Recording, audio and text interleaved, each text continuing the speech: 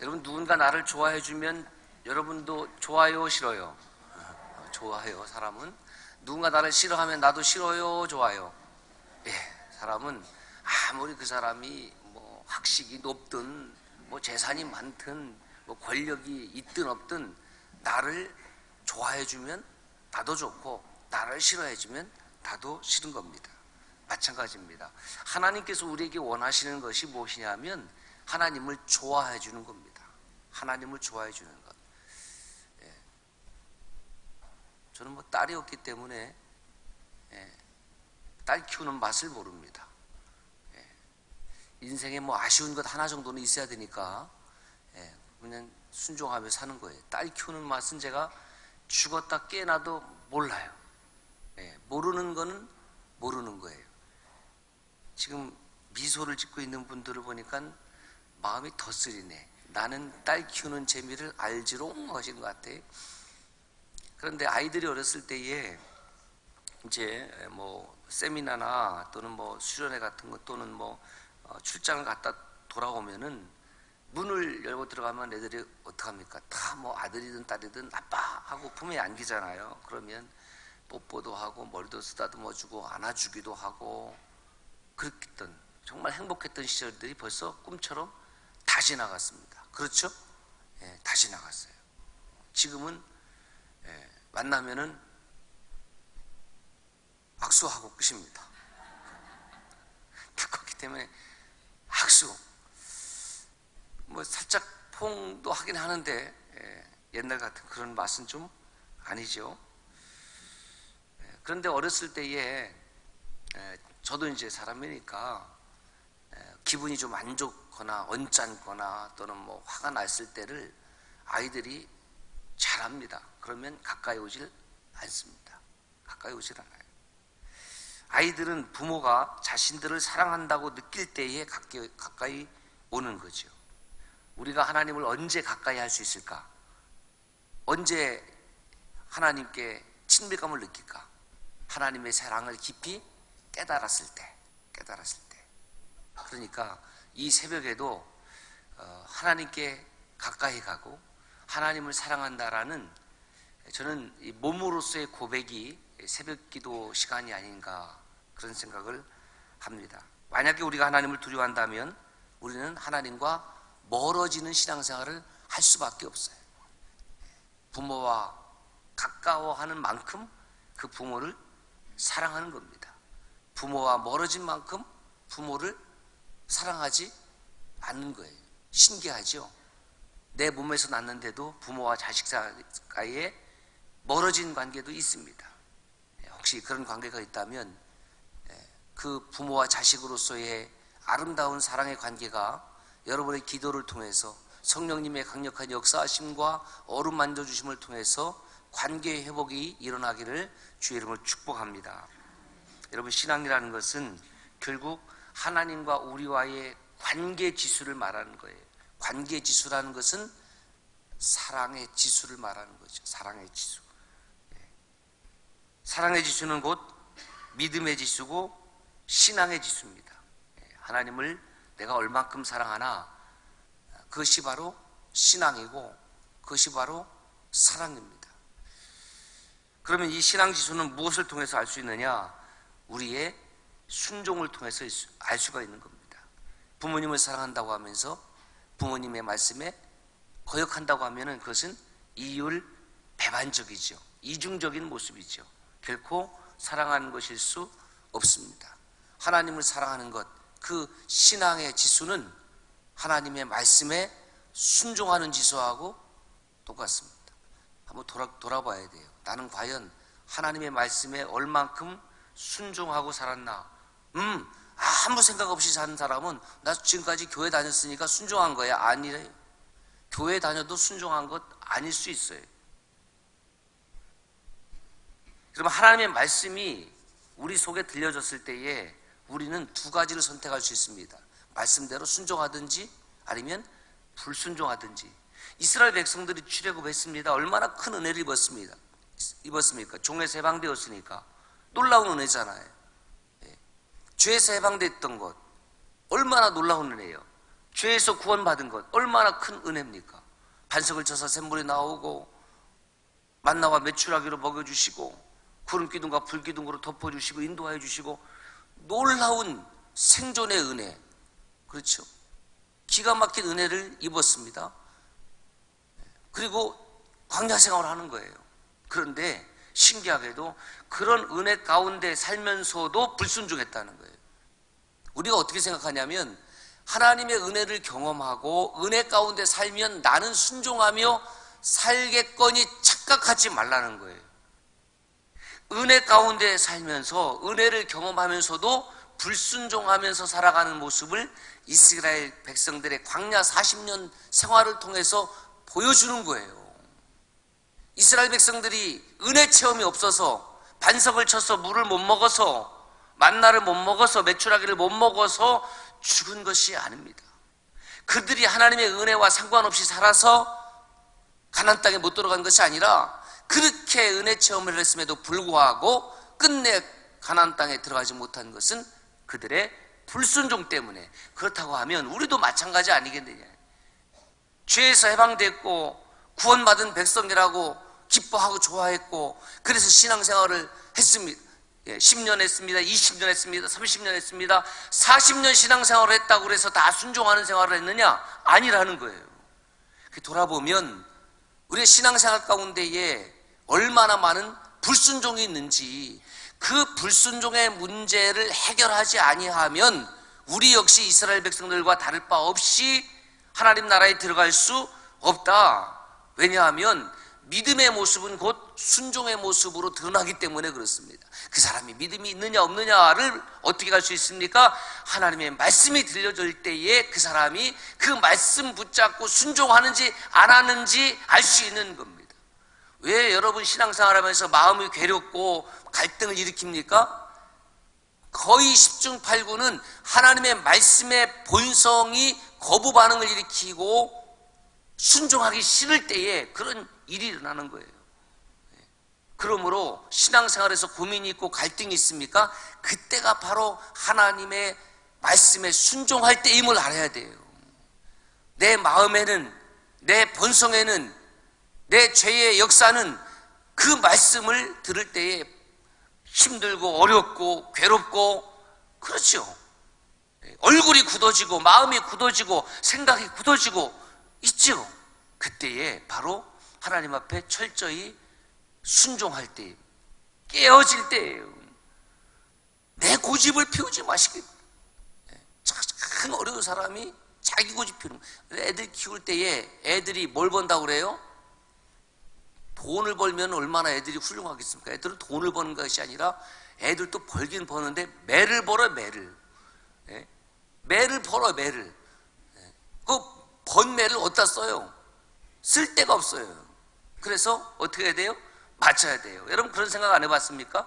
나같이 훌륭한 사람에게서 태어난 이세는 늘 순종할 거야. 우리 부부는 너무너무 아름다운 선남 선녀이기 때문에 우리 부부 사이에 난 이 귀한 아이들은 참 순종하고 말 잘 듣고 대들지 않고 거역하지 않고 그럴 거라고 여러분 생각하면서 애 키워본 적 없습니까? 아, 저만 그랬네, 저만. 그런데 애를 키워보면서 깨닫는 것은 뭐냐면, 야, 요 놈이 요 죄인이구나. 그렇게 이쁘다가도, 그렇죠? 애기들 살이 얼마나 이쁩니까? 그 포동포동 엉덩이 살도 예쁘고. 그래서 부모는 말이죠, 그 애기 엉덩이에다도 뽀뽀하고 그렇게 이쁘고 애지중지 키웠는데 그 아이가 자기의 욕구가 충족되지 않으면 뭘 합니까? 부드럽게 웃으면서 응애 하면서 엄마 더 주세요 그럽니까? 막 얼굴이 막 뻘개지면서 막 성질 부리고 그리고 큰아이는 지금도 기억나는 것이 자기가 배고플 때에 그 시간에 정확하게 아내가 젖을 딱 물리지 않으면은 딱 한번 도리질하고 성질 딱 부리고 먹더라고요. 지금도 기억이 나요.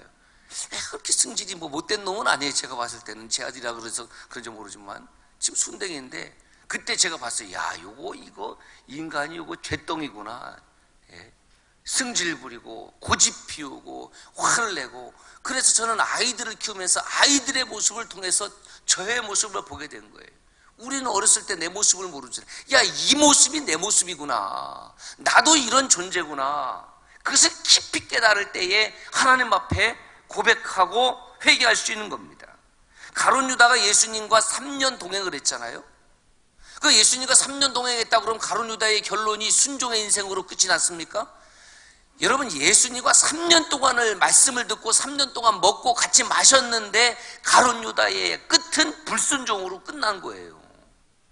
여러분, 이런 거 생각하면 정신이 바짝 차야 되는 것 아닐까요? 예수님과 3년을 먹고 마셨어요. 3년의 말씀을 들었습니다. 그런데 끝은 불순종이고 결국 심판했다는 거예요. 40년 동안 하나님의 은혜를 체험했는데 결국 끝은 가나안 땅에 들어가지 못하는 거였다고 하면 평생을 예수 잘 믿고 순종해야 될 귀한 책임이 여러분에게 있고 저에게 있다는 거예요. 와, 그 생각하면 정신이 번쩍 나는 거예요. 하나님의 말씀을 못 들었기 때문에 불순종했다고 그러면 그나마 어떻게 조금 저 하나님 말씀 못 들었거든요. 가룟 유다가 예수님 말씀 못 들었습니까? 누구보다도 지근 거리에서 주님의 말씀을 들었잖아요. 그런데도 결국 자기의 고집, 자기의 뜻을 앞세우다가, 왜? 예수님 내 뜻대로 움직여주지 않으니까, 내 뜻과 예수님의 뜻이 다르니까 결국 자기의 뜻 고집하다가 안 되니까 예수님 파는 거 아니에요? 그것이 우리들의 모습일 수 있음을 알고 경계해야 되지 않느냐라는 거예요. 내 뜻과 하나님의 뜻이 충돌할 때에 하나님의 뜻에 내 뜻을 복종시키고 순종하는 것, 그것이 진짜 믿음인 줄로 믿습니다. 그래서 어떤 사람이 순종하냐면 순종하기로 작정해야 돼요. 그냥 살면서 순종하겠지, 아닙니다. 여러분의 손주들이, 여러분의 자녀들이 공부 잘하는 비결 지금도 늦지 않았습니다. 여러분들도 늦지 않았어요. 연세가 드셔도 늦지 않았어요. 공부 잘하는 비결이 뭐냐? 따라서 합시다. 잘하기로 결심하고 하는 거예요. 신앙생활 잘하는 비결이 뭐냐? 신앙생활 잘하기로 결심하는 겁니다. 내가 하는 말씀이 들려지면은 순종하겠다 결심하고 작정하고, 그렇게 해도 쉽진 않지만은 되는 대로 신앙생활하면은 결코 승리할 수 없습니다. 되는 대로 공부하면서 공부 잘하는 사람, 내가 보들들 못했어요. 보들들.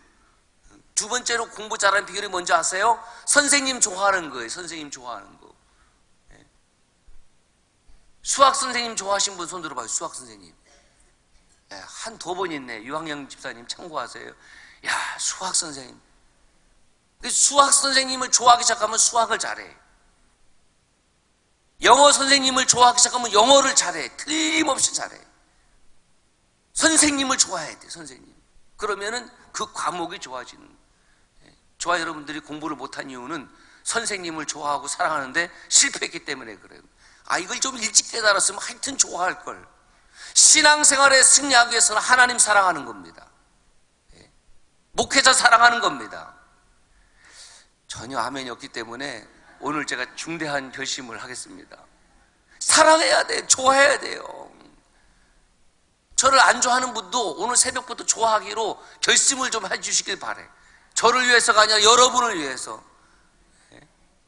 그 자녀들에게 가르치라니까요. 좋아하라. 뭘 좋아할까? 내가 좋아할 구석탱이가 좀 어디 있는가?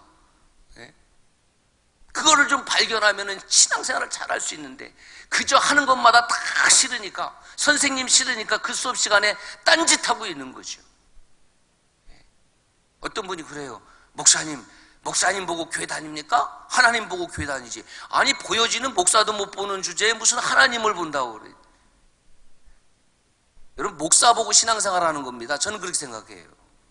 목사 보고 신앙생활 하는 거예요. 목사를 통해서 하나님을 볼 수 없다고 그러면 하나님 못 보는 겁니다. 정말 중요한 문제 아닙니까? 우리는 믿는다고 하면서 너무 쉽게 불순종합니다. 믿는다고 하면서 너무 쉽게 할 수 없다고 말합니다. 우리 선함교회는 할 수 없다는 말을 너무 쉽게 하지 말기를 바랍니다.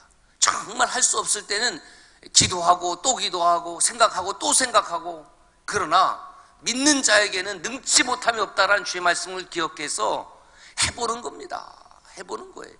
하는 거예요. 하나님 도와주세요 하는 거예요. 그게 순종 아닙니까? 여러분, 순종에는 두 가지 순종이 있어요. 첫째는 심판의 순종이 있습니다. 심판의 순종이라는 것은 뭐냐면 이 의심과 불확실성을 사용하면서 순종을 강요하는 것, 그래야만 하기 때문에, 하지 않으면 불안하고 두렵기 때문에, 이것을 다른 말로 비자발적 순종이라고도 합니다. 율법을 통해 계시된 하나님의 말씀에 순종하지 아니하면 너희들을 심판할 거기 때문에, 오, 두렵다, 이거 큰일 났다, 이거 하나님께서 심판하기 때문에 이거 순종하지 않으면 이거 죽겠구나, 이것을 심판의 순종이라고 합니다. 그 대표적인 사람이 누구였습니까? 누구예요? 에녹입니다. 에녹. 에녹이 하나님과 몇 년을 동행했습니까? 몇 년이요? 365년. 이야, 우리가 며칠이에요? 1년이 365일. 365년이나 365일이나 하나님 시간표 차원에서 보면은 그게 그거예요. 근데 300년을 동행했어요. 65세에. 왜? 무드셀라를 낳았거든요. 그 뜻이 뭐냐면 하나님께서 심판하신다. 무드셀라 낳으니까 정신 바짝, 아, 이거 하나님 심판하시는구나. 그때부터 300년을 동행했습니다. 이것을 심판을 의식한 순종이라고 이야기를 합니다. 중세시대 때에 종교에 대한 반항은 가혹한 징벌로 다스렸습니다.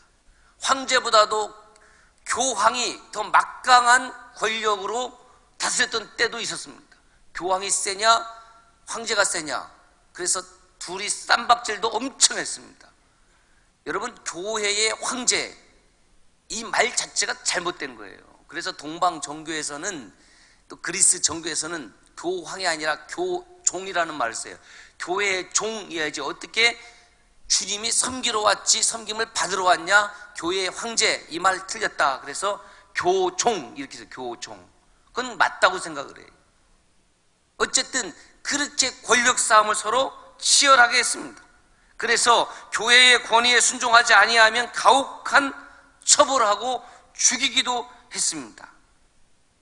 그리고 교회 사제들은 자기들의 권력, 권위를 이용해서 사리사욕을 채웠습니다. 결국 교만한 사제들이 되었고 신앙의 개혁을 할 수밖에 없는 아주 심각한 지경에 이르기도 했습니다. 그래서 종교 지도자들이 그 백성들에게 끊임없이 주었던 것이 뭐냐면 두려움입니다. 두려움, 불안, 세상의 그런 것으로 그 당시의 백성들이 교회에 순종하도록, 그것은 진짜 순종이 아니었습니다.